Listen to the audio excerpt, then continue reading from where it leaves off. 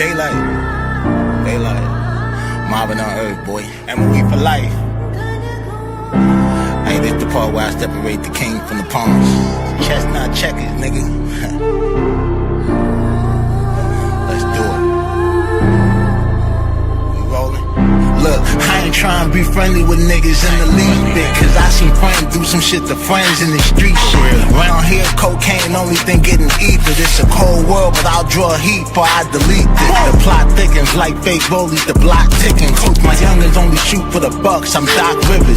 You know the drill, 2-man squad in a hot Civic, just us. Ride around with a judge full of cop killers in the cut like bastardration. I'm clutching like Pappy Mason, assaults and circumstances, all of them aggravated. I smoke when I'm agitated, so I ain't been spazzing lately. Got that 9 with that Eminem feature, who acting shady? It's hurtful when the people you love don't truly fuck with you, nobody. But what's up with that bud? No really hug with you. I'm with all the smoke, they finna cough up a lung or two. I'm in these streets comfortably, I done made it uncomfortable. Rap game on Pornhub, what the fuck is they coming to? Rapid weird is all them Diddy party they been running to. Brick wall, I ain't the problem you wanna run into.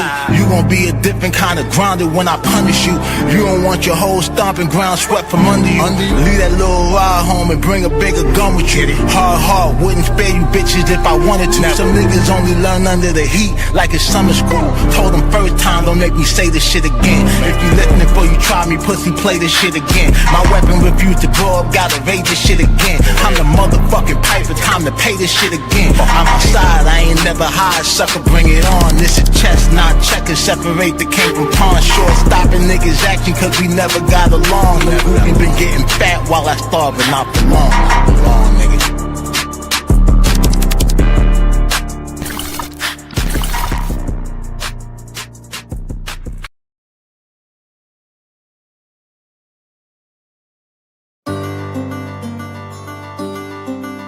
Daylight,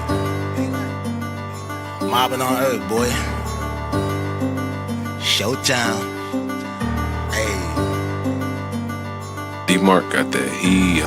Curtain call, let the show begin. I know it's hurting y'all the way I'm going in. I need a murder dog covered for the times I was killing shit and y'all ain't know it then. Working hard, long hours in the trap, in my bag like some dope again. It's that blue magic, no Nicky Barnes cut. Niggas know who I'm doper than.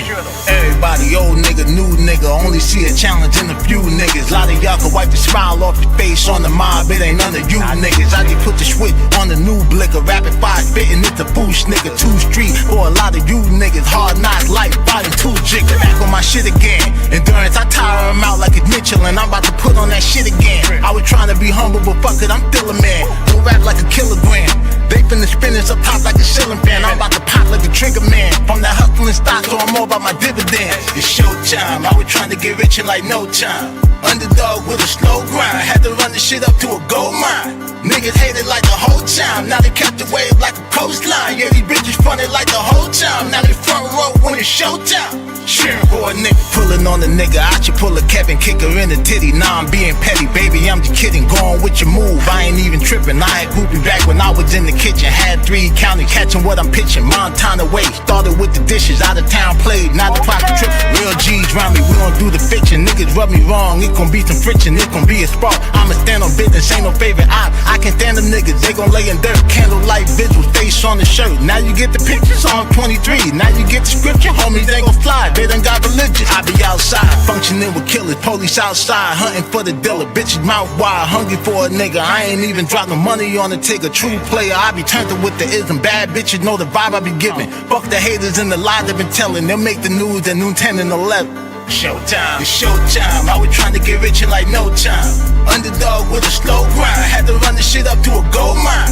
Niggas hated like the whole time, now they kept the wave like a coastline. Yeah, these bitches fronted like the whole time, now they front row when it's showtime. Cheering for a nigga, showtime. I was trying to get rich in like no time. Underdog with a slow grind, had to run the shit up to a gold mine. Niggas hated like the whole time, now they kept the wave like a coastline. Yeah, these bitches fronted like the whole time, now they front row when it's showtime. Cheering for a nigga.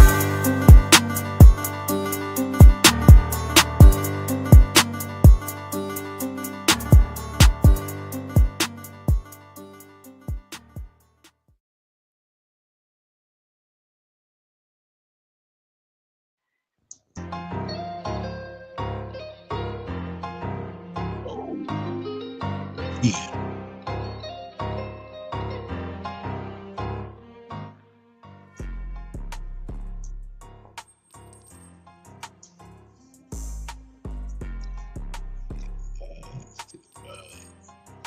Showtime. Hey man, Shay man, it's your boy DAA man, Daylight TV. Back at y'all with another Mafia Material MOBCAST, episode number 36. Up a whole brick on their ass.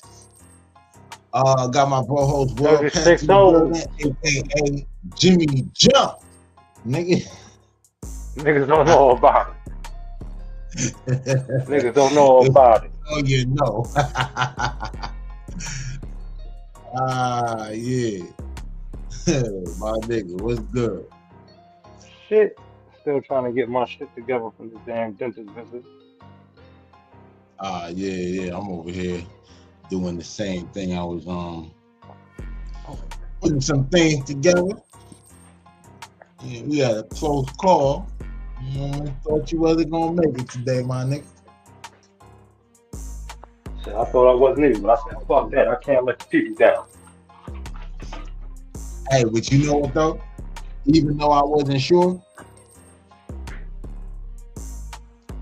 still had you in the cover, nigga. I know. I see my nigga. That's why I said I was like, fuck that. Can't do it like that. I gotta come out. You gotta come out. I said, when you told me you were gonna be in the chat or whatever in the comments, I was like, well, he's still gonna be around, so. Yeah, I didn't think I was gonna be able to talk. But a nigga talking though. And for you niggas that don't know, the real Jimmy Jump is in the building. How the young niggas wear it out backwards now. That's how we doing the crisscross style. Yeah, I was gonna say that. I said, yeah, they're gonna crisscross over so they know. Oh man. But yeah, man, we got a show. I'm just over here trying to get my little schedule 3 together. You know what I'm saying? We're gonna drop that. Gonna talk about that shit in a minute. You know what I'm saying?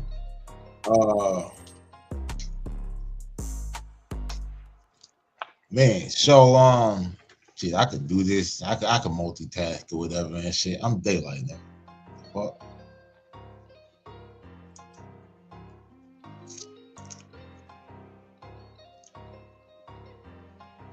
Man, we might have to go track Charlamagne the God down, man. Mafia Material Market. Oh yeah, we'll get to the goofies in a minute. We gonna we gonna get to the niggas. You gonna get to the niggas who really do what it do. Right. Mafia Material MOBCAST episode number 36, man. And first up, MENCHO's son-in-law, El Guacho. Man, that boy got hit with 11 years. You feel me?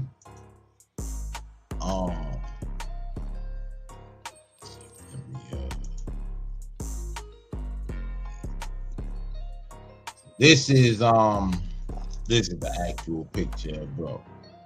So Christian Fernando Gutierrez Ochoa, high-ranking member of the violent Jalisco New Generation Cartel, CJNG, was arrested in November of 2024 in California and sentenced in December of 2025 to 11 years and 8 months in federal prison for conspiracy to launder millions of dollars in drug trafficking proceeds. All right. Now, El Guacho was also known by false identity Martinez, and he's the son-in-law of the fugitive CJNG boss. This guy right here, Nemesio Ruben Acevedo Cervantes. Yeah, I really said that. Oh, MENCHO, right? Now, that's his girl, Johanna, you know what I mean, Gonzalez. Yeah, La Menchita. So this nigga right here, he faked his own death in Mexico back in 2021 to avoid capture by Mexican authorities after allegedly kidnapping 2 Navy members to secure the release of El Mencho's wife. And El Mencho reportedly told associates that he killed El Guacho for lying and facilitating and pretty much facilitated his escape, you know what I'm saying, to the U.S. Now, the U.S. authorities, including the DEA, tracked him to a $1.2 million luxury home in Riverside, California, which had been purchased with laundered cartel money. Upon his arrest in November 2024, agents seized approximately $2.2 million in bulk cash, 2 untraceable and illegal firearms, ghost guns, numerous luxury items including jewelry, watches, and vehicles. He was charged with conspiracy to distribute large quantities of cocaine and methamphetamines, as well as conspiracy to launder drug trafficking proceeds. And in June of 2025, this year, he pleaded guilty to the charge of conspiring to launder millions of dollars in drug trafficking proceeds. As part of his plea agreement, he agreed to forfeit the Riverside residence and all seized assets. On December 18, 2025, U.S. District Judge Beryl Howell in Washington, D.C. sentenced him to 11 years and 8 months, to 140 months, in federal prison, followed by 3 years of supervised release. Prosecutors have recommended a 14-year sentence, arguing he was a dangerous, trained operative embedded in the U.S. His defense lawyers had requested a 7-year sentence, emphasizing his remorse and acceptance of responsibility. Addressing the judge through a translator, El Guacho said, I regret all of this. Never again will I make a mistake like this in my life. That's, you know. That's Well, it seems like he's moving on to bigger things. Huh? So it seems like he's moving on to bigger things, such as prison escape. I mean, yo, my nigga, listen. You married to the daughter of the top dog, nigga. Ain't nothing to explain. Nigga, I'm Uncle Elroy. I was God. Oh God, bro! Like, you know what I'm saying? Yeah, free El Guacho and shit like that or whatever. When I was in Cali, I never ran into anybody, at least that I was aware of, that was like, you know, tapped in with El Mencho's side. Like, most of everything that I knew about coming over there and shit was Sinaloa. You know what I'm saying? Like, especially in the north. You know what I'm saying? So I don't know. But yeah, man. I mean, Mencho had that ice though. I heard, like, you know, his shit was hitting. Like, you know, he had that real crystal. You know what I mean? Now, El Mencho's daughter, you know, most people were saying, like, where was she? Like, why wasn't she arrested? So she wasn't with him, you know what I'm saying, when he got booked in November. According to court documents and news reports, you know, she's a U.S. citizen, because El Mencho's first bid, before he really blew up, you know, that nigga got booked in San Francisco. Yeah. You know, he was out here doing this thing and shit like that. And then, you know, he made his way back home, and yeah, you know, he was on the right side of things.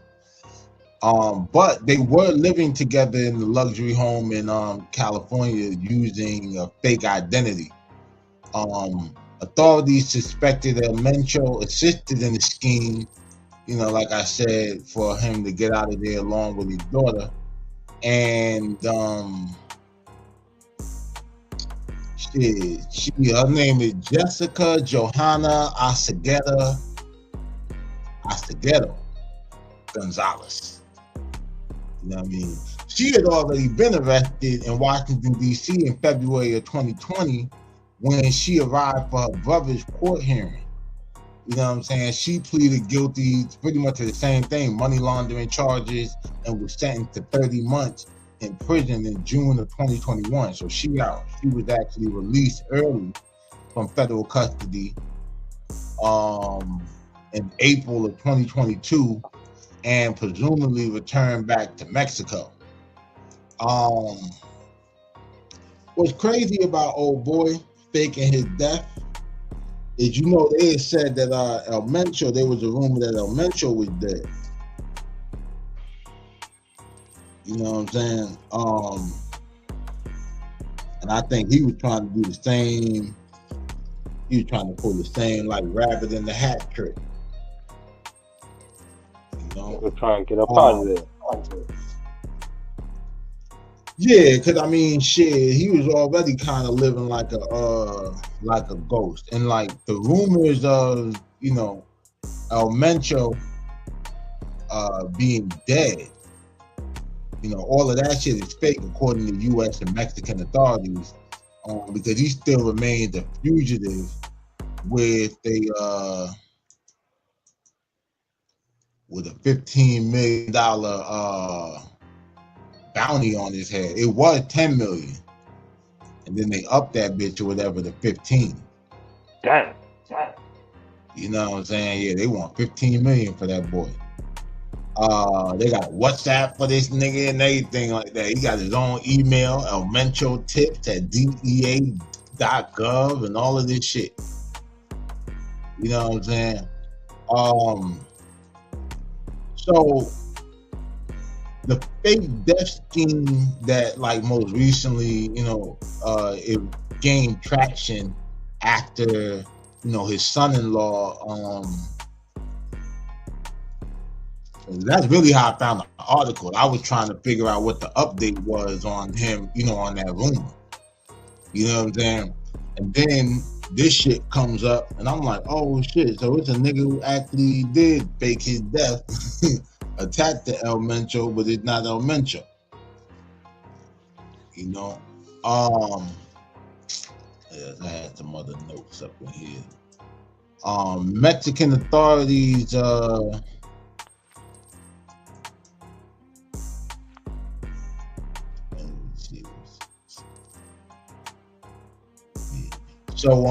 other rumors have circulated for years, often claiming that he died from kidney failure and respiratory problems. Oftentimes they would say it took place in a private hospital, but they were saying that he had a private hospital built, you know what I'm saying, like, type shit. So he probably did. Pablo had his own jail built. Shit, I don't put it past no cartel. But listen, bro, this is what I'm saying. That just really gives you insight to, like, the magnitude of niggas' money and power, right? Because it's like, all right, any nigga can go and buy, like, the equipment and all of that shit, and, you know, like, set their little shit up. But these niggas go as far as they get the best doctors to come out there and do the whole. You know what I'm saying? Like, that shit be a different world and shit. Like, them niggas really live like gods and kings and shit out there. You know, you ever see like the graveyard for the narcos and shit? Hell yeah. That niggas go home to the house like they live in. Bro, I was like this. I said, yo, this nigga really buried in some shit bigger than nigga's crib. Like, this shit got air conditioning.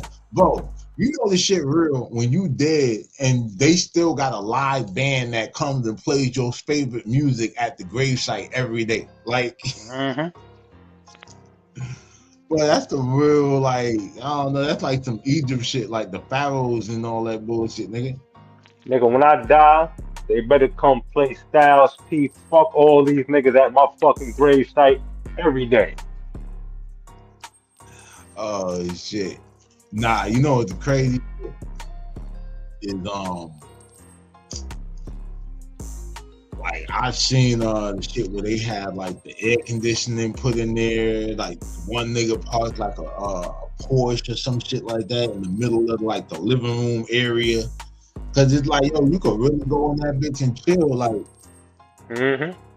miss your loved one or whatever and shit, go kick it with that nigga.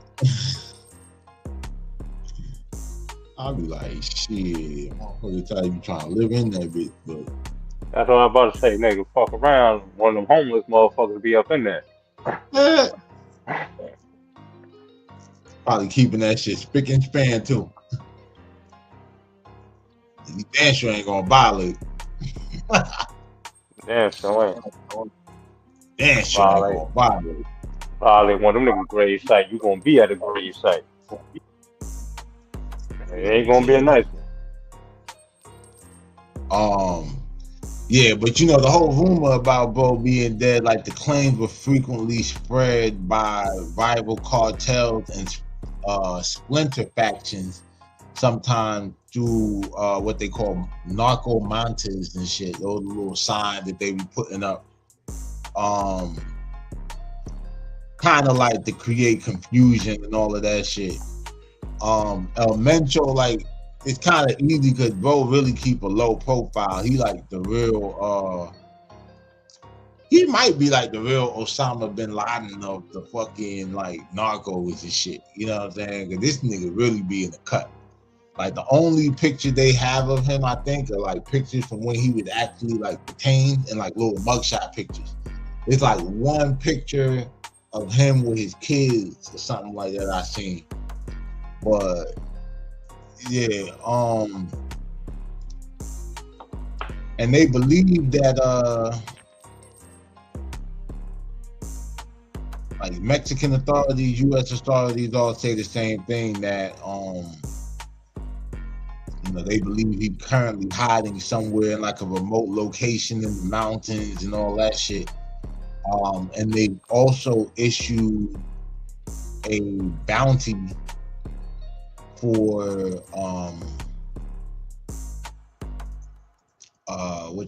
for other family members as well. You know what I'm saying? One, like his son, his daughter, and one of his brother-in-laws or some shit like. So yeah, it's a family affair. But that's what's going on with El Guacho, free El Guacho. That nigga be alright.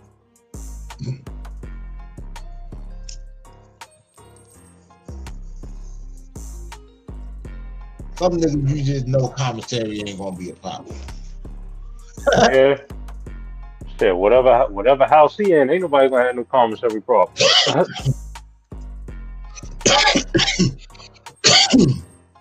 Yeah, that nigga gonna be in the feds and shit, though. He gonna be up a cartel niggas family cook up with and shit in there.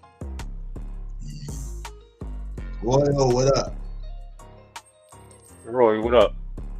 I see it.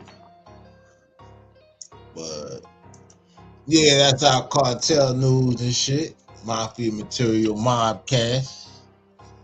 We're gonna take a quick commercial break, and we'll be right back.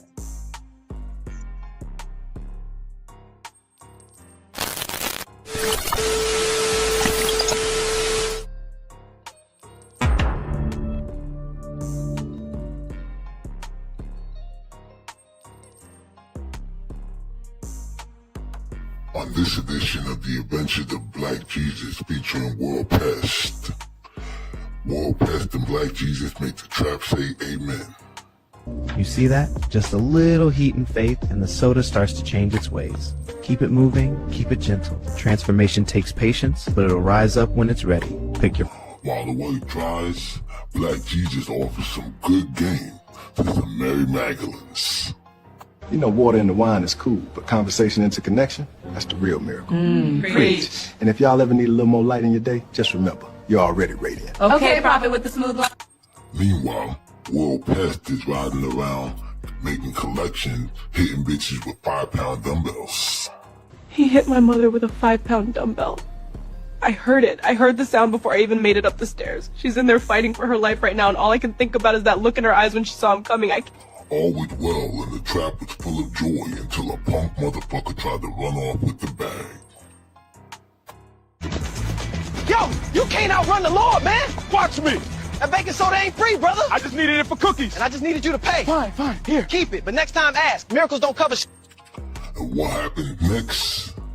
The bitch-ass motherfucker starts snitching. I might bring the $3 tomorrow. Next thing I know, that guy with the head wrap and some dude looked like Black Jesus came at me. He slammed a 5-pound weight into my shoulder. Black Jesus? Yeah, long hair, robe, sandals, real Messiah vibe. He helped. But Black Jesus refuses to go out like White Jesus. You gotta catch him first. Stop! Police! Hands where I can see them! Gotta catch me first. He's clearing the fence! Black Jesus spits good game at the police with great vengeance and furious anger. Oh! Hey, sir, calm down. Don't tell me to calm down, man. Y'all pulled me over because you saw a robe, huh? You think a brother can't be holy in his own damn neighborhood? Step back, my I've been walking water since before your grandmama was born. I'm out here blessed. And in true miracle worker fashion, Black Jesus and World Pest make it home to trap and count up another day. Blessings keep flowing, brother. Keep it steady. Amen. You gonna hit this? Let the herbs rise. That's righteous. We're at 40 even now. Stack it high. We'll share what's left with the people. The bills, yeah. Appreciate you, man. Always. Blessings keep piling up. 100 after 100. The streets still the same, but the shine different. Grace in my pocket, gold on my soul. Brooklyn, we counting miracles. Out here at the meet, sun's perfect. Got the 63 sitting clean. Watch this. Little switch tap, let her dance. Ooh, that's smooth. Crazy, man. Appreciate it. She been good to me. Cruising and a blocker.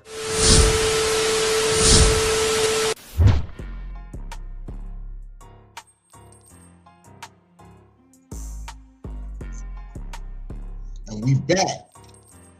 We back. Man. So yeah.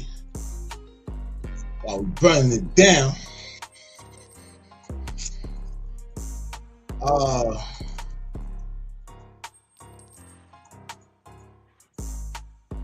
previous episode we talked about Donald Trump, who went and made that Fetty Wap, designated it a weapon of mass destruction. But today, Trump still in the drug world, but he's doing some good. Trump signed new weed bill.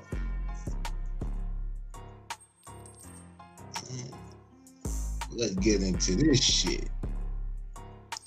So President Donald Trump recently signed a new executive order to expedite the rescheduling of marijuana, but it is not yet officially rescheduled. Marijuana remains a Schedule I controlled substance under federal law as of December 2025. But the formal rulemaking process to move it to Schedule 3 is currently, in its final stages. So on December 18, 2025, Donald Trump signed an executive order directing the Attorney General to expedite and complete the administrative rulemaking process to reschedule marijuana to Schedule 3 of the Controlled Substance Act, CSA. The order itself does not change the law immediately, but pushes the process forward. The move has been in progress for a few years, starting with recommendations from the Department of Health and Human Services. Under President Biden, in August of 2023. HHS officially recommended to the Drug Enforcement Administration that marijuana be moved to a Schedule 3 after finding it has currently accepted medical use in the United States and a lower potential for abuse than Schedule 1 or 2 drugs. In May of 2024, the Department of Justice and DEA issued a proposal rule to implement this change, which initiated public comment, commentary, whatever, and shit through a period, that was, for that period, it was over 42,000 comments or some shit like that. And then January of 2025, an administrative law hearing on the proposal was scheduled, but it was postponed due to ongoing legal appeals and shit like that. So, yeah, man, that's pretty much the process how that shit is going and shit. Now the DEA must still finalize the rule and publish it in the Federal Register. Fuck the DEA. Them niggas, they be on bullshit. They hurt some people, I know. Niggas winning rooms, some independent family businesses that I was knowing. Yeah. Rescheduling would take effect after a 30 to 60 day period following the publication of the final rule. If marijuana is successfully moved to Schedule 3, it would not legalize recreational marijuana use at the federal level, nor would it allow for interstate commerce or unapproved product, or of unapproved product. Tax benefits would probably be one of the most immediate. You understand what I'm saying?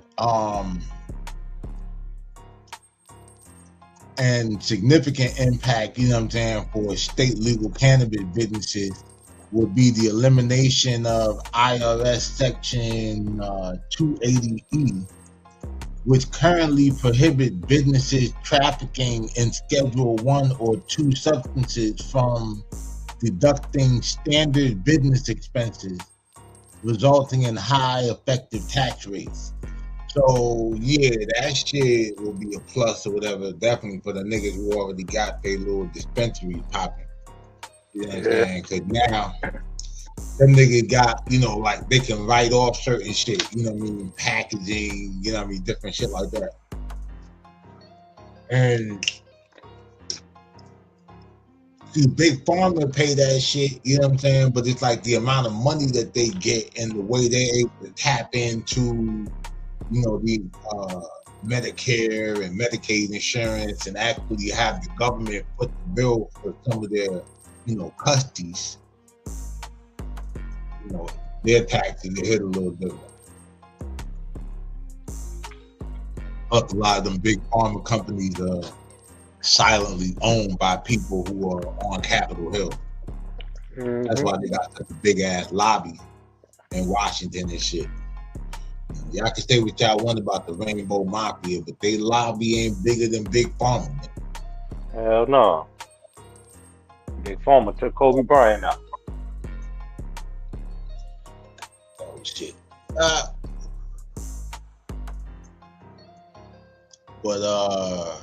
Shit, Big Pharma probably one of the only group of people your ass can sue after you use their product and they fuck you up. Hell yeah. Yeah, man, the fucking. I look at Big Pharma like I look at Will Smith. Fuck them. Hey, man, I'm gonna say this.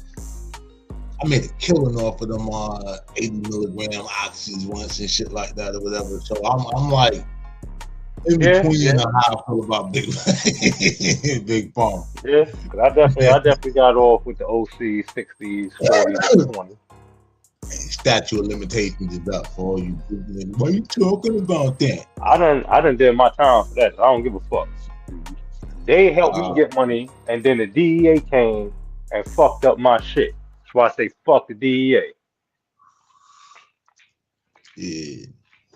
So another benefit is the research, you know what I'm saying, as it will become much easier for researchers to study the medical use of marijuana, as research involving Schedule 3 substances is subject to less burdensome DEA requirements and shit like that. Rescheduling formally acknowledges that marijuana has accepted medical use and lower potential for abuse. You know, the LSD and, you know, all this other like crazy shit. And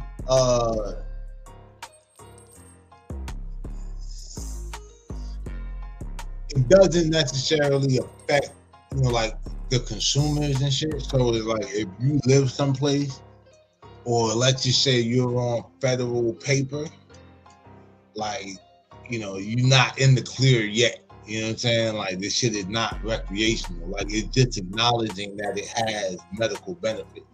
Like, Schedule 1 drugs or shit like, you know, opium, heroin and shit, cocaine, like any, you know, all the illicit shit. You know what I mean? Now, some examples of Schedule 3 would be like any drug that might have a minimal amount of codeine.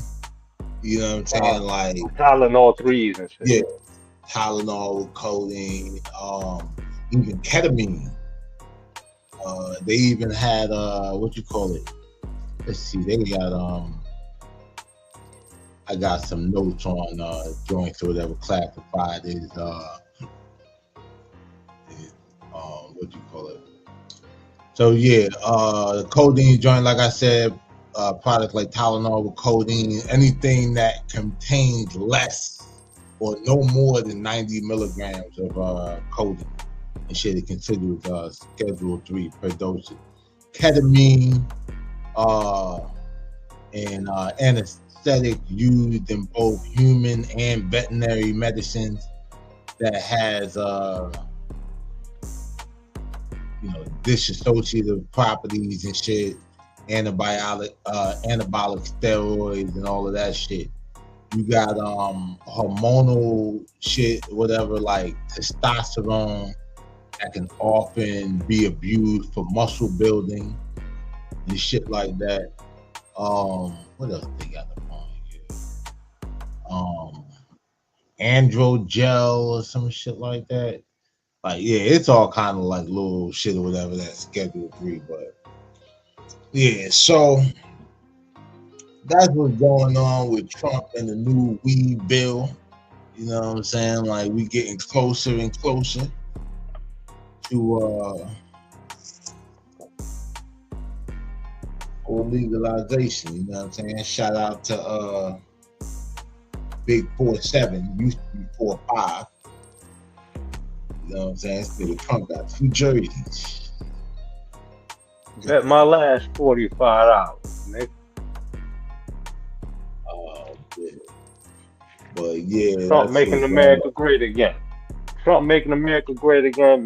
Be making America wavy again. It's gonna be a good 2026. Trump making America green again. That part. I got mine.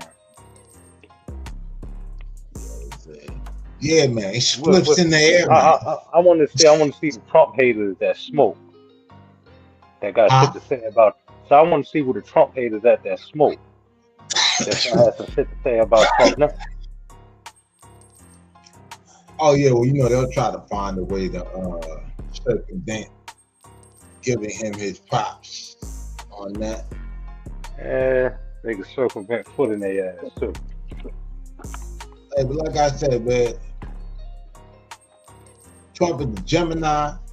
He's from New York, and he a felon. We got three Real things in gay. common. Yeah, Trump we got the three most things in felonies common. in American history. Yeah, more felony than any president, for damn sure. Nigga, back when DMX said I'm the only nigga walking the streets with 4 felonies, Trump done surpassed that. Shout out to the dog, man. Rest in peace. Yeah. When Trump got like 50 felonies or some shit. Trump 34, on roll. I think Trump got 34. Fuck that. Let's give Trump a felony in every state. Just to do it. Fuck it. Man. Well, yeah, man. That's how. That's the spill on old boy Trump. We're gonna take another commercial break, and when we come back, I watched this movie the other day. we're gonna get into some Joe and Jada, Tony Yayo and Uncle Murder interview, and Fat Joe's Wild Young Buck story. You got that shit I sent you earlier? Yup.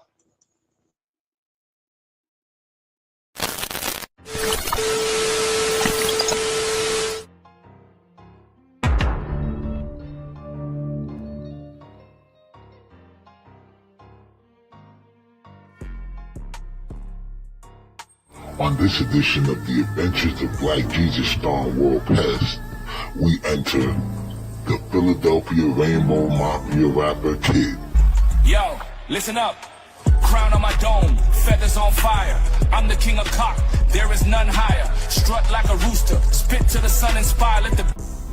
Listen as Kid goes straight haram, explaining how he became the fruitcake of Islam and why he enjoys the praying position. I pray like this because I love having my butt in the air. It just feels like surrender, you know? In the interest of all that is heterosexual and righteous, Black Jesus and World Pest exact revenge on Kid's family tree from the roots. Hey, hold up a second. Y'all crazy. Go get your punk grandson, kid. We not playing with You him. heard him. Bring that boy out here. I ain't bringing him nowhere. Leave me be. We ain't asking, Keep man. running if you want. He's still gonna hear from us. Came out. Hey, you can't just run off like that. Leave me be, boy. You heard me. Stop right now. Not a chance. Give it back, man, before you get hurt out here. You the one chasing me in the traffic. Then stop running. She runs all day and all night. And just like her bitch-ass grandson, she starts to work with the police. Whatever you can remember will help us. Start anywhere. All I got in my head, he was standing in my doorway asking for my boy. I'm the king of cock, there is none higher. I'm the king of cock, there is none higher. Strut like a rooster. You motherfuckers is dead, nigga.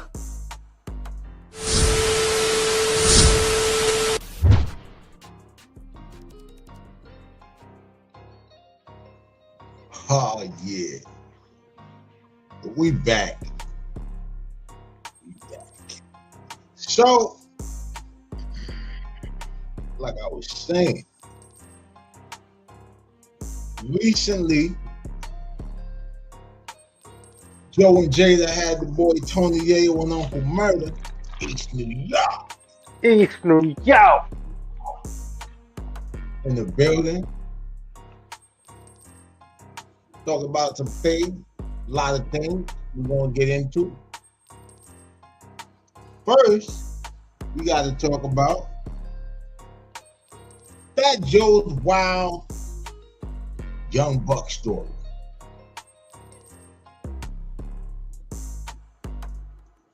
I could explain it to you, but I'd rather show it to you.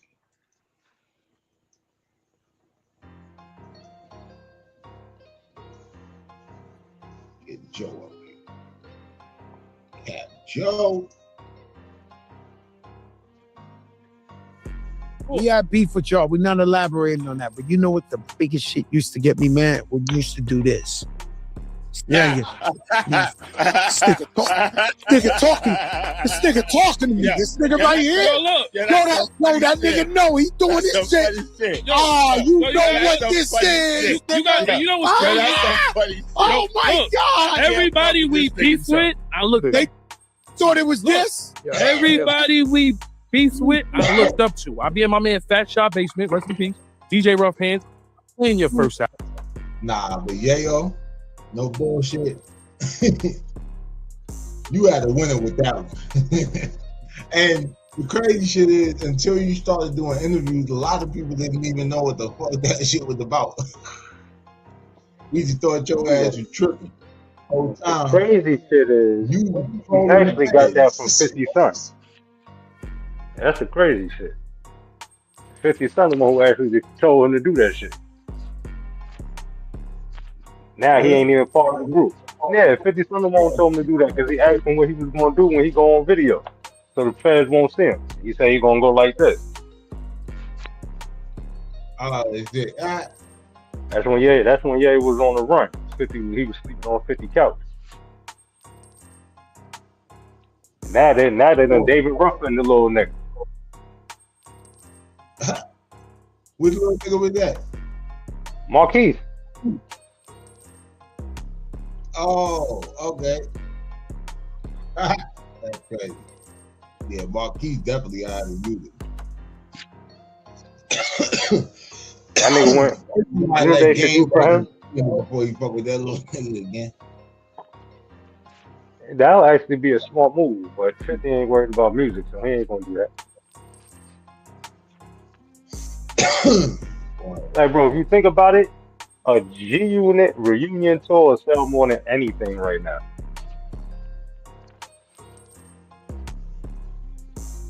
Yeah, I mean, G-Unit without the reunion. That's what I'm saying. But think about it. Out of all the groups that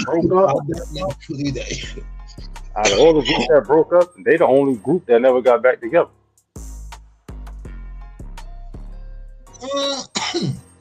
Well, if you count when they did that Beauty Independent shit, they got back together for a minute.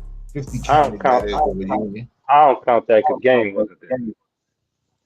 But if you theoretically, Game, like, you could really do a whole G-Unit reunion. You can't do a G-Unit reunion without Young Buck. Like, you need Banks, Yayo, and Young Buck to do the G-Unit shit that really, really matters. You know what I'm saying? Like, because, you know what? You gotta remember when a lot of Yayo fame, as far as rap, came like around that time, where one of his most popular songs or song he was on was actually Game's song "Running." That verse is an intricate part in Yayo's career. well, the story of that is really sensationalized based on the fact that Game actually waited for Yayo to get out to actually do the verse. So it's like the story kind of creates, like that. Because I'm talking about more or less what Yayo was rapping about in the song. Oh yeah, because it was the first. Yeah, I mean it was his first day out verse. You say. Yeah. So yeah. All right. That's one of his most performed and talked about verses. So he even speak about it in the interview. So like certain things you could do without Game, certain things you got to do with them, certain things you could do without a lot of them, except for Lloyd Banks, Tony Yayo, and 50. But then certain shit you gotta have Bucky and Game there for. Yeah, I mean, cause think about it.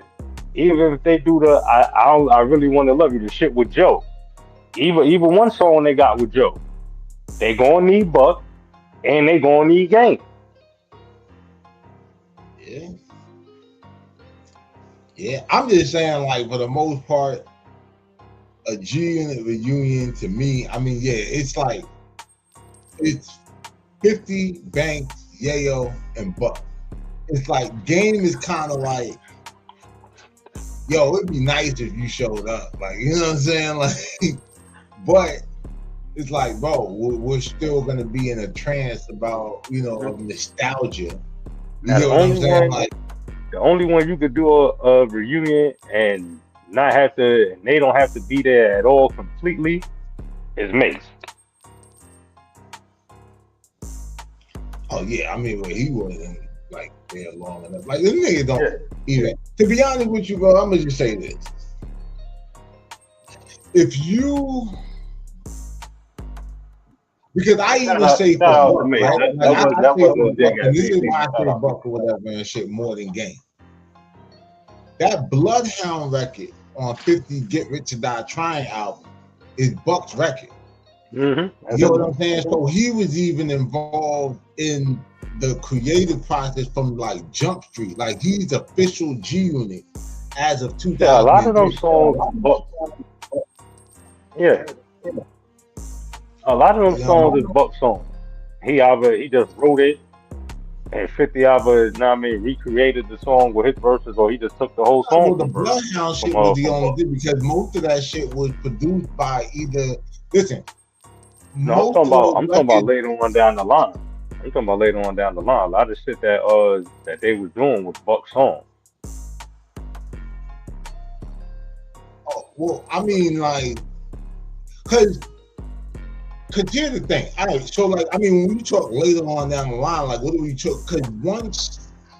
Because by the time like Buck the World is over, like, there's not another G Unit album and shit like that. Like, 50 dropped the Massacre, he dropped the let me see. I think I know what song was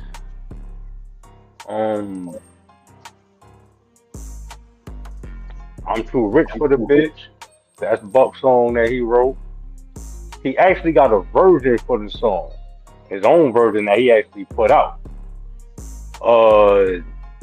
Okay, so yeah, that's like when. So then again, that's like I said, that would be when the initial G Unit reunion shit. Like, yeah, okay. So I was trying to get like an idea of the time period.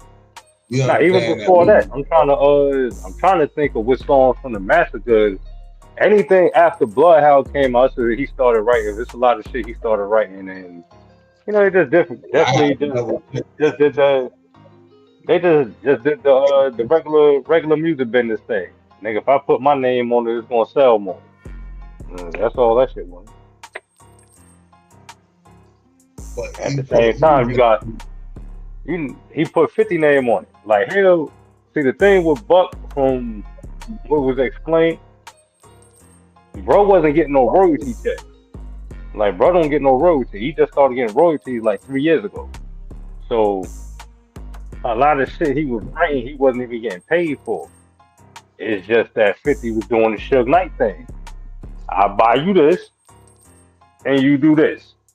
But that don't even match up with what Buck said, because Buck actually sat here and said that he was overpaid for shit. Nah, when he had enough, man. Like, nah, he actually sued 50, and 50 had to pay him back money. That's when all the gay shit started coming out. When all that shit was going on, that's what he had ordered it 50. He had ordered it 50. Monday, so I'm gonna do my research. We're gonna unpack this shit, the lawsuit and all of that, or whatever it shit, and we're gonna see what Monday, mafia material shit. You know what I mean? I want to get to this story with Joe, because I ain't get to watch this shit. Yeah. I'm playing, like, I'm a fan. I'm listening to Cam. I'm listening to Jada. So we in the basement listening to y'all. So for me, it's like, I didn't have no beef for nobody, but, 50 was the bad guy from How to Rob. Remember when Pun dissed him on the first album? I was kind of excited about that. Rest in peace to Pun. So we in the car, Capital Punishment. Yeah. Oh God, I take 50 head off. 50 said rapper real funny, get your nut off. In real life, you don't know me, I blow your motherfucking head off. Look, we wasn't on. So I'm in the basement listening to y'all. Said my name. Even Jay, I'm about $1. What the fuck is 50 Cent? We was excited. Oh shit. Yeah, the shit reached. And know who he is. And the know who you are. You like, I ain't about shit. We going to LAX. I'm flying home. It's me and Groovy Luke. Shout out to Groove. Shout out to Groovy. It's 14 of y'all sitting on the curb. Them? Good thing they didn't go like Good thing, look to the right. Hell yeah. You hit him with the O.J. Simpson. Groove. Yeah, because Battle of the Yard was fucking these G guys- unit is right there with extra niggas that want to catch felonies. It was one of them. Please let Look, this I'ma door tell right you- here, look, yo. look. I'm gonna tell you. Look, I'm gonna tell you one time. I'm in the district. We gotta run to the gate. Y'all didn't even see it. It was one of them. Look at I'm that. glad. Yo, Look at man, that. Look it at was that. 18 deep. It was me and my nigga that only eat plant. You didn't have a standing chance. I don't know what the fuck he was doing with Diddy style. Please, Yo, let this door right here be open. Yo, you know what? We're gonna go in this. You say you don't know what? So I don't know what the fuck he was doing with Diddy stylist. Groovy Lou is the tall nigga with the dreads. That's Diddy stylist. Well, I mean, that nigga is a lot of niggas stylists and shit. Cause he ended up, that nigga Groovy Lou did a lot of shit. That's why like everybody really know that nigga. Yeah, You but know he's what I'm saying? He's Diddy main stylist. Yeah, I mean, Like, he's that's known it. for Diddy. Like, he's known for Diddy. But, like, niggas know Lou for being, you know what I'm saying, like, with the fashion shit. Yeah, he was with Probably Diddy. just He was wanted with to Diddy in the be 50 known. documentary. That's who he was riding around the city with. He was with Diddy in the 50 documentary. That's who he was riding around the city on the bike with.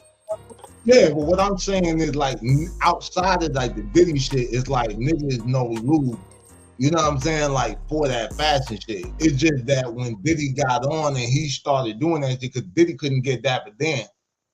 Yeah, I You know what I'm saying? heard Groovy Lou was getting money for real in the street though. Yeah, but I mean, like, I don't even know too much. I just know his reputation for always, you know what I'm saying, being tapped in with the fashion shit. Like, even before, like, when I heard about Groovy Lou being Diddy's stylist, I looked at it more like, oh shit, this nigga Diddy got Groovy Lou, more than, oh shit, Groovy Lou got put on by Diddy. Like, you understand what I'm saying? Like, that was that was the nigga's prestige. So it's like, shit, Jada being with Groovy, like, shit, nigga, you know, try to get that sauce. Yeah, I give you a little insight about Groovy a little later on. Yeah, it's some real street shit. Oh shit, okay, yeah. Door. Get the fucking gate. I always think nothing never happened. Like one time I'm coming out the Diamond District, and you know, Pistol Pete was like, he just was like considered the most grimiest nigga. Like, yo, this nigga catch you. He's the jail nigga. He done been up north. He's gonna catch you. Knives, all that. You know, I told you about the Spanish niggas. Yeah. Knives, With in the Bronx. sombrero, nigga. I wrote that in a rhyme I ain't gonna recently. lie. I seen that nigga coming out the district. You know when you know these, you just know when niggas are killers. Like, he had two little, these niggas was like 4'1". And never left the But block. you could tell. I'm like, nah, I had niggas with me too, thank God, but like, you could tell the two little niggas he had, they get busy. I could just tell, I could see. I'll tell you breaking news if I never told nobody or said the story before, but because we saying that I might as well, but you know I caught Young Buck in that. Before Joe get to that, hey yo, let me explain something to you real quick, bro. And you might already kind of know this and shit, but for those of y'all who don't know, don't be judging the book by its cover, bro. Some niggas really ain't as dangerous or as gangster you think they are and shit like that or whatever. Niggas just be fucking ugly, bro.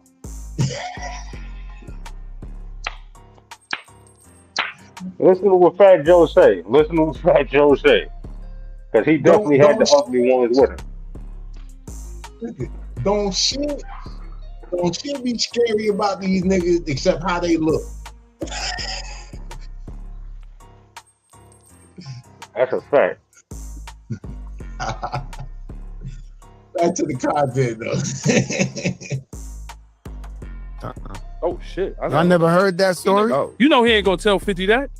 Yeah, call Young Buck. Tell us the story, because he ain't gonna tell 50. Man, he got 2-piece legend. Like, yeah, Young Buck, man. That nigga tried to front on me. He said, he put hands on me. I'm telling you. Supposed to be no head. No. All right. So know the story or you want the story? I want the story. I want to hear this one. I never heard this Nigga. one. I'm out of So I'm at like a winter jam, not a summer jam. Found out Fat John and put hands on Young Buck. Now that's a fact. I was just thinking this shit, my head. Go ahead. Just, keep writing, Murder. Keep writing. I'm over here writing while we doing To this point, he said, "Yo, Fat Joe, real nigga." You yeah, never told that story. To this point, he said, "Fat Joe, real." We getting no rap off this year. You already said it. All right, fuck it. Nah, fuck that. Finish that shit. Go ahead. Yeah, I need this shit. Finish that shit, Joe. Damn, I want to go to Nashville, Tennessee one day. It's so good. I was just supposed to go out there, and I need. You ain't got nothing to do with this. You just deaded my money in that. Go ahead. So what happened, man? Go ahead, man. Nah, he fronted on me. So we in Chicago, right? And if you talk about the Pistol Pete little niggas, no, I had the ugly ones with me. Ugly ones. Right, Chicago. And so I'm coming off stage. It's like a summer jam, but a winter jam. Right? It was winter. Now, more than likely, he's talking about King Kato in there. You know, or at least, you know, them Latin King is out there, but you know, he was tapped in with Kato and niggas on that whole side. Same niggas who DMX, when he was with Tim Westwood, said, you know, I saved your life. All I'm gonna say is Chicago. Yeah, shout out to the dog. DMX told that story. He told the whole story later on. Yeah. But yeah, I covered it and shit like that or whatever when I was doing the Rise and Grind show. Yeah, that's right. And also remember, Chicago is where D-Tay got took for the G-Unit spinner chain. And the whole story, the allegation that the Flores twins were the one that got it back, and the dude that do the wrong, the strong thing, I think he debunked that whole thing or whatever. It might have been someone associated, but it wasn't actually them. You know what I'm saying? But, and that should all connect because we know that Kato's wife went on to marry one of the twins, Margarito, and shit. So, yeah, you see, and we still ended up back in cartel rule from MENCHO to, you know, the single lower side and shit like that. Only on the mafia material shit, man. We connect the dots. Because unlike some podcasts, we know that the streets run everything. Yeah, when you trace it back and shit like that, it never fails, bro. Never fails. You're always gonna find. You know what? And next week, we just on that, just to show y'all how far it go back, we're gonna break down Clyde Davis federal allegations. Yeah, we ain't just gonna talk about Diddy. We're gonna talk about the monster who created the monster. You dig? Coming soon. Yeah. Back to the content though. Right? So everybody on there, Young Jeezy, Fab, there was a lot of witnesses too. I don't know, they don't never tell my stories when I'm the victor, I never hear the story. You know what I'm saying? Well, I'm gonna tell your story today, Fat Joe. I'm gonna tell your story today about that CIAA ass that passed out the Pat Poop. Hey, Fab, let's rap about it. If this is any truth to this, let's rap about it or whatever. He said you was there. So he's saying Young Jeezy, all these shit, whatever. So this probably was BMF era and shit, but so it'll have to be 04 or 05, because like Meech is off the street by 05. But well, like, this happened when they had beef. This happened when they had beef with you. So yeah. When who had beef with Jeezy? When they had beef with G with it, when Fat Joe had beef with G. Yeah, so what I'm saying is it had to be like 04, 05 still. Like, yeah. Because that's when Fab and Jeezy was having. Yeah, it was really running tight. That's why I was saying, like, from what he's describing. And then, you know, Young Buck started being around EMF2 through Spider Load and shit. You know what I'm saying? So that whole shit, but well, actually, they already fucked with Meech really fucked with Buck. Because he was already trying to get with 50, but he started fucking with Buck because he couldn't get next to 50. Yeah, but what I'm saying is how that came about was them Crip niggas, like when you really started seeing Buck, like, you know, on that whole Crip wave. Yeah, because So Blue Da Vinci the one that boy Crip to them niggas. Yeah, but it's see, Blue Da Vinci, like, Blue Da Vinci bought some Crip niggas around there, but then at the same time, it's like this. Meech is from West Boulevard, Crip. You understand what I'm saying? Like, that's not even the same set. Yeah, it's not even the same host. You know what I'm saying? Like Blue is from East Coast, he's from East Coast and shit like that out there in Carson. In fact, Blue is from the area where Game actually went to high school at. Like, he did some of his high school at schooling out there in Carson. You know what I'm saying? Because he talked about when the documentary first came out, and he actually did the documentary that came with it. He spoke about, you know, going to the Carson school, and, you know, that's when he broke down like how Santa Fe pretty much divided east and west side of Compton and shit. The east side was where all the Crip was, Levy Block, Kelly Parks, you know, South Side where Baby Lane and shit. Yeah, that's the side his mom's from. Yeah, well, his mom is actually from Hoover. Yeah, that's what I'm saying. Whatever it is, she's from the east side though. But she actually from like Hoover, like, so that shit is not even like that shit's not even like in Compton and shit like that or whatever. Now his pops, big maniac or whatever and shit. I believe both of his parents was Crip. Yeah, like, both of his parents were moving to niggas just ended up moving to Compton and shit like that or whatever. He talked about it. He just did an interview with Shay Shay on Shay Shay. He talked about it. Oh yeah. But like cause I know the original documentary when that nigga, when he was first dropping his album, the DVD that came with that shit, he spoke about the whole shit, like his grandma's, cause he said that, I think he said his grandmother stayed on 79th and Hoover. So that shit is over. That's really like South Central and shit like that. Cause I'm pretty sure, like, you know, 79th, all that shit, like, you know, that shit run through Fig, it run through, and that's like a main strip over there, like 75th and Figueroa, all that shit or whatever. But yeah, he's like, how the fuck these niggas with the New York hat and shit? Yeah, I know. Don't worry about it, nigga. I was in Cali for 5 years. I saw the whole thing.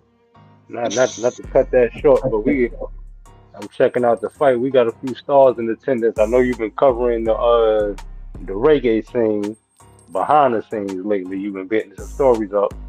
Shaggy out here at the fight, man. Shaggy is out here at the fight. Oh, at the J. Paul shit? Yeah, there's a lot of people there. Oh yeah, I know that shit's gonna be a turnout. It's in Miami too, but I know that shit gonna be out there. I see Timberland out there. Yeah, that shit in Miami or whatever and shit. So I'm pretty sure it's gonna be an after party that's crazy. See, I wonder if Maynard gonna see Tell Right On You out here at this one. And it's gonna be holding the baby.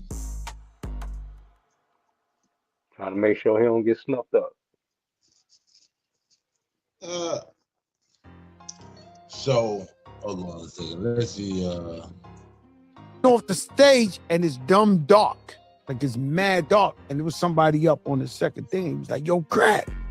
But I just got off stage. I'm ripping it down. Chicago. I'm walking down and says, yo, crack. You hear me, nigga? I look up. Oh, it's Yumba. I got a water bottle in my hand. Fuck out of here. I throw the water bottle one thing. I said, come down, pussy. Come down, pussy. Damn. Come down, pussy. Damn. Yo, I'm going. Oh, no, I don't never get like. So when he came down, I don't know. I don't get tested. Like, it's very hard to test me. Yeah, yo, I'm telling you, I'm going. Come on, man. I just black out. So I'm waiting for the nigga. The nigga up there, he got to come down the staircase, right? So I'm losing my mind, right? Like, yo, come nigga. Come. He had a bunch of niggas with him too. A bunch of Chicago dudes with him, right? So the cops come and they form like a a barricade. Like there's like 5 cops. They closed the staircase so he won't come. He took too long to come down, by the way. Like, you know, when you see a nigga, you ready to tear him up. You down. Get there. Yeah. He's taking too long, right? And so when he comes down, he's in the staircase and he's trying to tell me like, yo, this ain't got nothing to do. But he was just talking crazy. He tested me to see if Fat Joe was pussy. You know, a lot of niggas is pussy.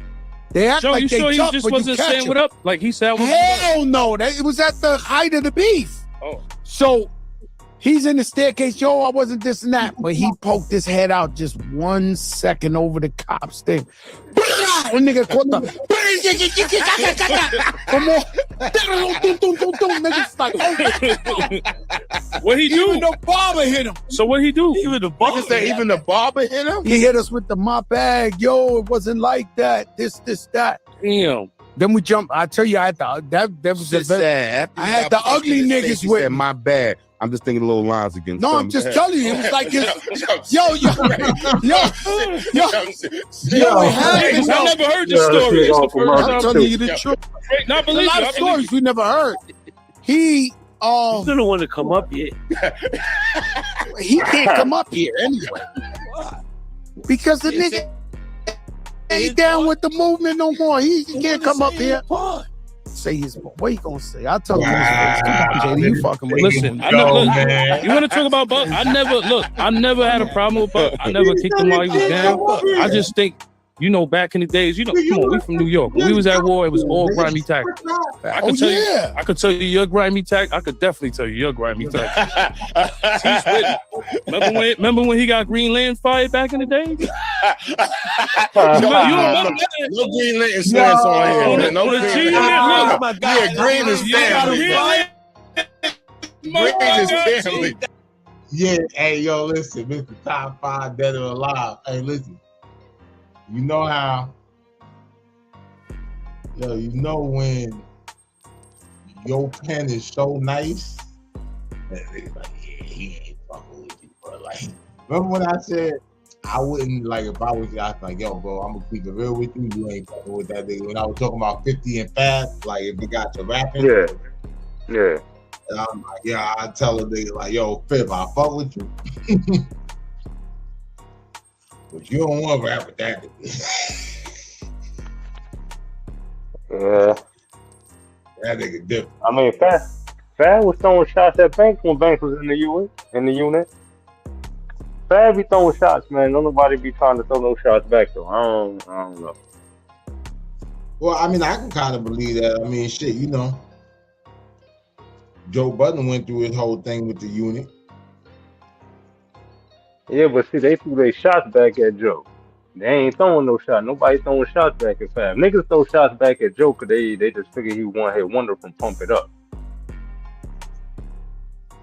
Yeah, but I mean, I was still like, see, all the shit with me, I don't know. Like, I guess that's one way to see it if you like in the industry with it, but like, nah, see, as a rapper, yeah, that's what I'm about to say. See, as a rapper as well, I ain't taking no a lyrical nigga. I'm responding to a nigga that can actually rap. I'm responding to one of these other niggas. I'm gonna throw a shot at. Might not. Yeah. You can't let a nigga that's capable of rapping on that level just run around and just say shit. Because once he realized, you see what happened to Method Man. You see, he had Method Man on radio, scared to death. And Method Man part of a legendary crew. After that, Joe Budden caught a black eye. That's another story though. Shout out to him. Hey man, Staten Island and shit like that. You know, sometimes you'll talk crazy and get punched in the face. It just go like that. Yeah. Aggressive Islanders. Yeah, Royce 5'9" came to intervene in that. Shout out to Royce 5'9". He having some medical issues right now. Yeah. Green is family, man. Green is family. No Green Lanterns, no Green is family. You gotta watch Jada and Beef, man. That's all I can tell you. You don't remember that? Family. Y'all don't remember that? No, I'm fried. Y'all What don't happened with remember? Green? We don't want to remember that. No, we want to know. Nah, fuck that. We want to know, nigga. Everybody gets it on this shit. This is Yayo and Merc. This is Yayo and Merc. This was the Yankees. Fuck all that, nigga. They in the building. This ain't no regular shit. This ain't no regular shit. We talking that shit. What happened? What he do with his ladder? Yo, we was talking last night. Like, yo, we really in the Rock Nation building? What's the plan? But I, you know, shout to Rock Nation. Listen, the toughest. That's crazy. It really, I don't know where my head was at. Probably in the schedule 3. Nigga, damn, yo, G and it really had beef with both of the niggas on the couch, Joe and Jada. And Jada. 4 niggas. I said they had beef with everybody in that motherfucking building. They had beef with Jay-Z. They had beef with Uncle Murder. They had beef with Jada and beef with Joe. What do you mean? That's in the Rock Nation building they filmed that shit in? Yeah. Oh, I ain't know that shit, nigga. Yeah, they filmed that shit in the Rock Nation building. Oh shit. That's crazy. Hey man, money talk. Bullshit on the intro. On the intro, when you see them walking in the building, that's the Rock Nation building they walking in. Oh, okay.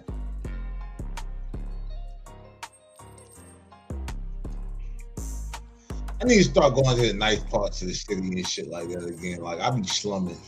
Ho, man. This nigga got freeway done brought him out, man. Anthony Joshua got the Philly freeway. See, I wouldn't spin it, but I know they're gonna try to do some bullshit. Fuck Netflix. Oh, yeah. But I ain't gonna call the fight. I'm gonna let you watch the fight. I ain't gonna call the fight. I can't. I'm like, oh shit. Toughest person in this building is Jay-Z's sister. You see how you shit. So just don't play that Jada, shit. G-Unit beef. You don't remember that? They hurt my feelings in a lot of beef. They like to kill you on record. They kill you. Like, Oh no, they going hard. I hated that beef. It was nice. I was like, hurt the niggas. So look, niggas hurt my feelings. So look, Jada Styles, them niggas hurt your feelings in the power. You too, Joe. You just keep going in. So I forgot what it was. We was beefing, and Green Lantern was DJing for Eminem. True story. And Jada recorded him. He was talking mad shit. Fuck them niggas behind 3 Block. He didn't even say that. He didn't even. So it was mad funny. He was talking, niggas was talking secret strategic battle shit. But to this day, I wanted to ask him on the show. Look, Green Lantern strategic shit. Green Lantern is Did you get him fired? Yayo foul for that. Cause Yayo Green ain't said. I said Yayo foul for lying on Green Lantern. Green Lantern didn't even say that. He talking about the shit where they was going to come really said was like, yeah, and really Green was just talking about how lyrically 50 couldn't fuck with Jada.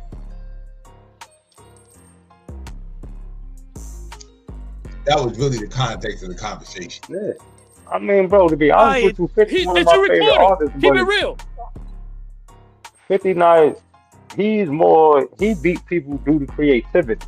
He's not really a lyricist.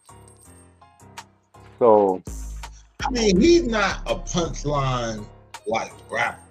I consider him a lyricist in the sense that his storytelling on record is cold. Like, that nigga got it ill, like, you know what I'm saying? If you listen to shit like Baltimore Love Thing, 50 Bars of Pleasure, yeah, but you don't gotta be a lyricist to do that. Tupac ain't no fucking lyricist. He was out telling stories. Here's the whole shit, but nah, son. Like, here's the whole thing about it, right?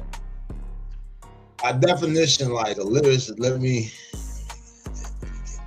get that way here. Lyricist right here. But look. Like a lyricist or whatever. Hope this nigga get knocked out. Hope this nigga get knocked the fuck out. This nigga got 6'9" bringing him out. Yeah, we get to the fight or whatever and shit. We'll do the recap on Monday. But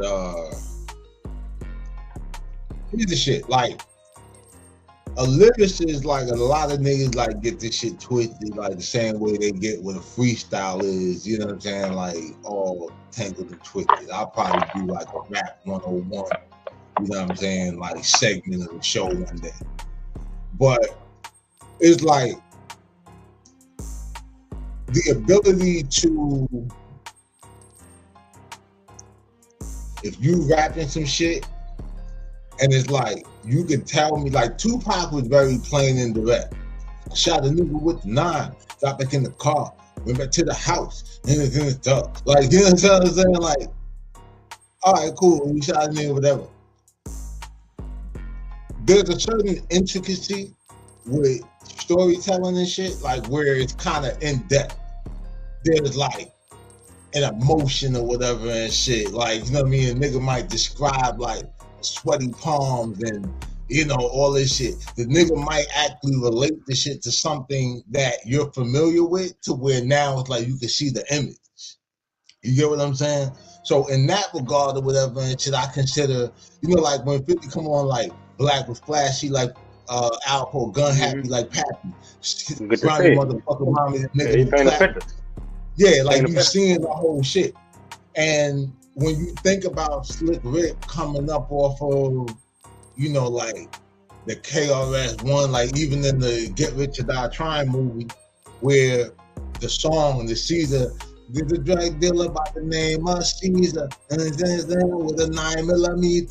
Like, you know what I'm saying? So it's like, he's already adapted to Slick Ricks or whatever and shit, being a fan of Nas and all that shit, and be like, so all of that shit kind of plays into, you know, what his style was or whatever, and, you know, the Queens niggas. So, you know, I think that was, so in that regard. Now, as far as punchlines, it's like, he punchline capable, but he ain't punchline heavy. Like, you know what I'm saying? Like, that nigga ain't, you know what I mean? Thing. I think 50's thing is that he had the ability, and I mean his reputation and shit, his background and shit. The nigga is believable because the story is legit. You know what I'm saying? He just knows how to articulate that shit, you know what I mean, in an artistic way, and, you know, put that shit together. So I think it's a little more complex than what like Pac did, like, you know what I'm saying? Because I don't know, like it just like Pac definitely wasn't a lyricist. Pac was a rapper in the sense, like, to me, he was like Dizzy B 2.0 on some thug shit. Like, I don't know, like that nigga was just, fuck that shit. Yeah, and all the people in the comments or whatever who had something to say, oh, y'all clown for talking about Pac, but actually keep them coming. That means y'all watching. We know one thing he was a fucking liar and a self shooter.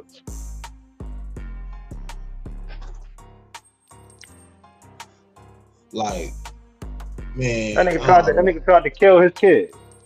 Then going like make a song, Letter to My Unborn. You just tried to wipe these motherfuckers out. He tried to kill his kid. Shot himself in the nuts. Stupid. Straight balling. I try to keep his face straight. I can't even do it. Oh man. Yeah. But like all you Tupac fans or whatever that be mad of the shit that we be saying. Guess what?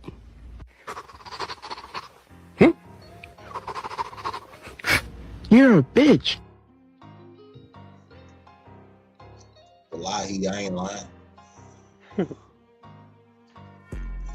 But oh man, another clip from this interview before we slide out. Jada was talking about the Biggie shit.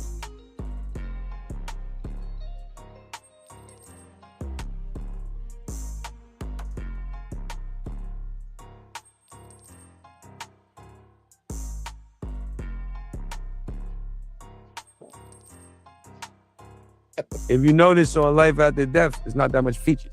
So Yeah, it wasn't. It wasn't. Should have had that nigga bulletproof, man. I still say that. Biggie, my favorite rapper of all time. I be fighting over Big. That's my favorite. That nigga shouldn't have been in Cali. So niggas always look at it like that.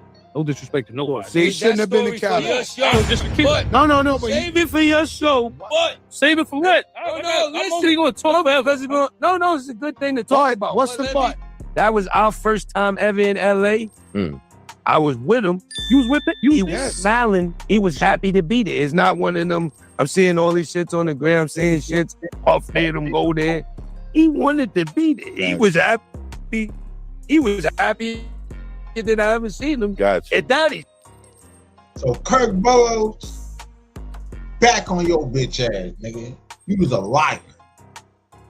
Little C That nigga said was that- happy to be in Cali. So that going back to Cali. Bro, if you look You said at what?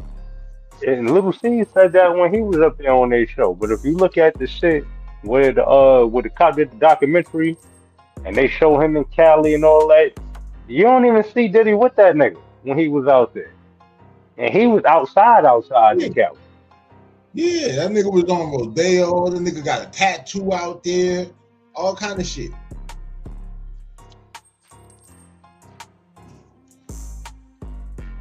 That nigga was doing the LA thing, like moving around.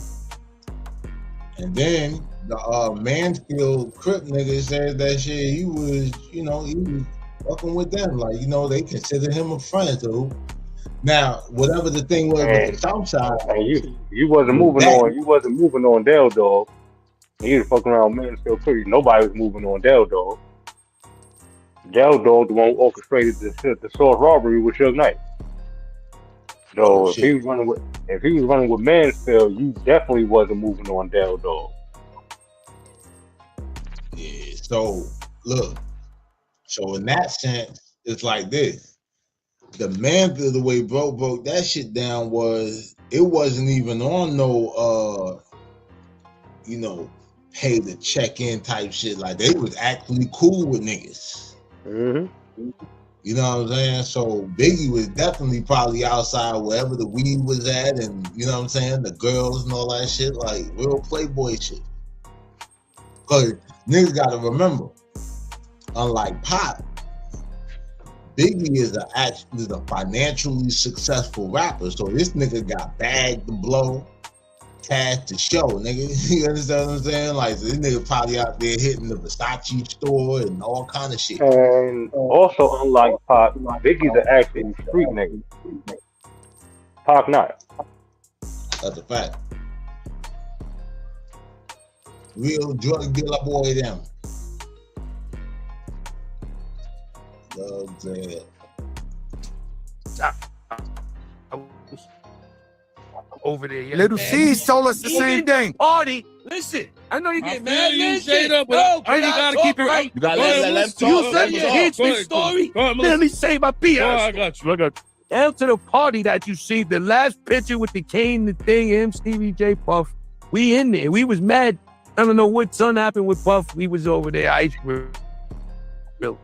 We went over to him in that picture you see with the shades of the king. Him, shake that shit off, he told us. It was my single release. Whatever's going on with Diddy, we handle it when we get back home.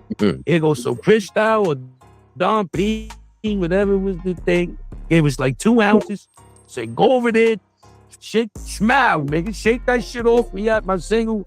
And that was the last shit he ever said to me. Everybody left, went to the party. Then that's when that shit happened. Next time. What I could say to you is, But Pac passed already. Why would you have him in LA? That's all I'm saying.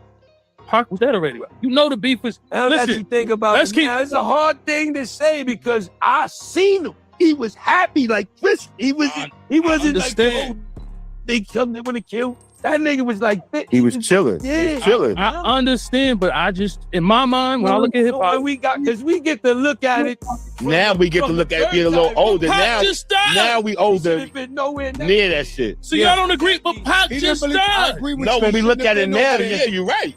He shouldn't have been over there, but what they're trying to say, what him and Little C said on air was he wanted to be there. It ain't like we thinking, but force the nigga to go. I don't think it's accurate. What did he say, Fab? Yeah. I was in that World Pest, on that World Pest channel. Y'all make sure y'all go and subscribe to that. You know what I'm saying? But before we even tap into that, we'll probably do, we'll do that on Monday, because I got a whole show. We're going to talk about relationships in the bag itself, and all kinds of shit. Yeah. You know what I'm saying? But yeah, man, so Kirk Burrows, man, you lied again. I don't think Puffy essayed you. I think that was your man. I don't even think he came in there. Like, I don't think it was a baseball bat. I think it was another type of bat or whatever and shit. And he wooed you into it.